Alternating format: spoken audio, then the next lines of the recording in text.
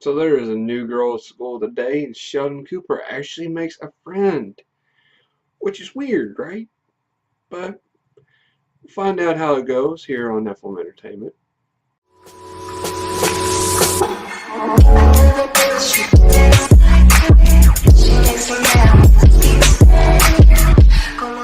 Hey, what is up, everybody? Welcome back. This is not sponsored by Missouri Lottery, just want to clarify. But anyway, thanks for tuning in. I'm your host, Metatron L, and you're watching Nephilim Entertainment. This is my coverage of Young Sheldon, and this is episode 15, Dolomite, Apple Slices, and a Mysterious Woman. New girl comes into town. Sheldon Cooper is actually somewhat smitten, mainly because she actually shows a strong case of having brains. So this new girl is Libby, and she wants to be none other than a geologist. Now, before any of y'all want to get on this bandwagon about bashing geologists, this is actually pre-geologist bashing time for Sheldon Cooper. So he's not exactly too hostile towards her as of yet. In fact, if anything, he shows a bit of curiosity, which is surprising. But as the families all gathered around for supper, we have one of our classic little talks. And it's getting to the point now on this series that when the family's actually sitting around for dinner, keep your ears peeled because this is probably some of the funniest lines in the entire episode are said right here at this moment. And of course, none other than Missy herself. Because with word getting out that Sheldon actually has him a little girlfriend, quote unquote girlfriend, Meemaw makes the joke about maybe possibly having the talk with Sheldon. And of course, he already knows about the talk. Well, how did he find out? Who else but Missy? Girl, how did you learn about the talk? You were what, 9? I didn't get to talk until I was like about the same age. Never mind. Point being is Missy having the talk with Sheldon. That had to be a very interesting conversation. I would have to say. I would just love to see that right there. To me, would make an episode right there. Just a show recap of Sheldon having to talk would be kind of interesting. But George, of course, wants to be a little bit more curious about said girl, and he actually snoops a little bit. And this next bit is actually something I had to applaud the writers for. Because Georgie walks by and sees his dad spying on Sheldon. And George points out the fact that she's black. I love Georgie's reaction because he's like, yeah, so? I love that.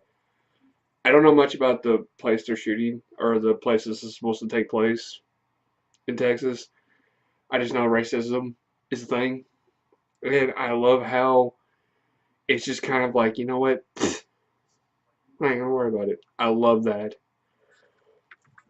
Too much hatred, too much discrimination. I love the fact that they were just like, you know what? It's a thing. We're not gonna make a thing out of it. We're not gonna think. We're gonna point it out. We're gonna talk about it, but it's just gonna be a little passing note. Love that. Writers for Young Sheldon, I applaud you for that because you showed great respect and just direct. You know what? Doesn't matter, and I love that. I love that. I love that. Thank you so much for that. But anyway, moving on to the fact that Mary Cooper is not too thrilled about Sheldon having a little girlfriend, much less the fact that she's actually a teenager, and Sheldon, of course, is still 9 years old. So where does that leave little Sheldon? Apparently, Mom is pretty much convinced that she's gonna be on his heels to the time he goes off to college. So apparently, they're gonna share a dorm room. And George even points out, normally take that as a joke, but with you, possibility. And I'm speaking as a son to all mothers out there, and that includes you, mother, that no, you will not share a dorm room with your son. Just saying. my mom watches this video, she's gonna kill me. But anyway, but notion gets brought up by Libby and Tal of the possibility of them going to Houston to go watch something at the planetarium.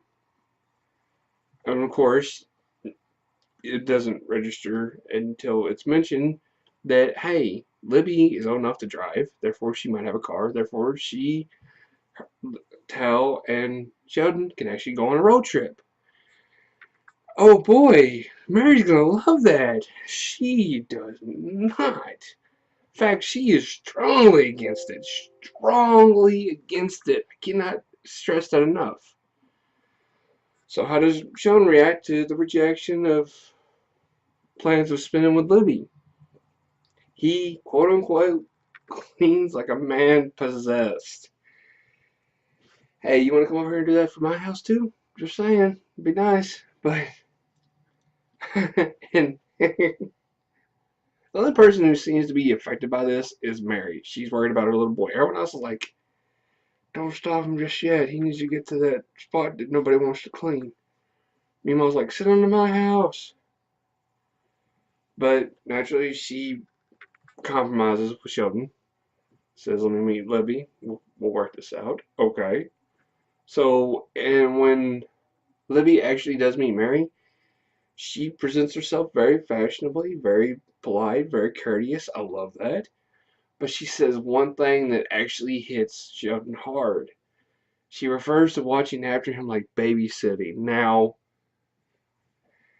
I want to argue the idea of what if Libby, I mean, I know he's a little kid, and I'm not trying to be a creeper. I'm not trying to say anything stupid or anything that's against the law. I'm just saying, what if she was merely saying that is, you ain't gonna worry, I just see him as a little kid. To her, his mom. Now, to him, they could be equals. But to not weird out the parents, she could just refer to it as babysitting. Sheldon, of course, doesn't process it that way, so naturally he's hurt. Because he feels like that he thought him and Libby were equals, but apparently not. Apparently she sees him as a little kid too. And we actually see Sheldon a tad bit heartbroken. And I love what Mary says next. She talks about how she sees Sheldon having surrounded by many friends, and him, kindling a connection with somebody. I see this majorly as a foreshadowing, especially how things have turned up right now in the Big Bang Theory. So naturally, we see a possibility of seeing where Sheldon got most of his knack for thinking that he would be Mr. Popularity, his mama. But lastly, we end the episode with Libby disappearing. What happened? Why is she hanging out with Sheldon Taub anymore? Or Tan anymore? Apparently Tan decided he was going to maybe put the moves on Libby.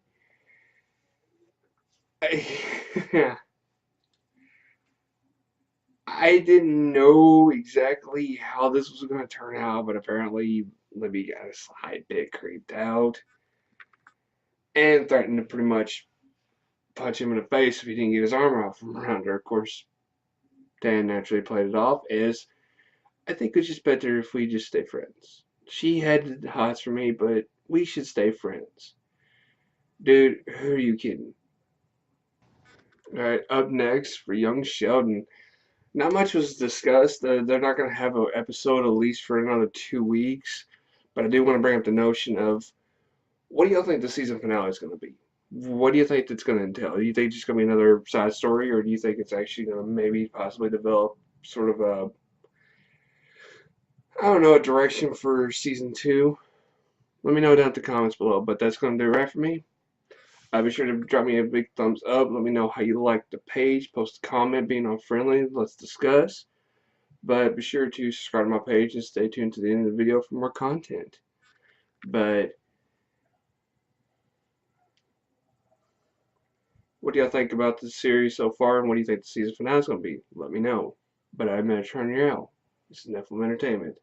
Tell you daydreamers and creators out there, keep your eyes in the clouds. Peace.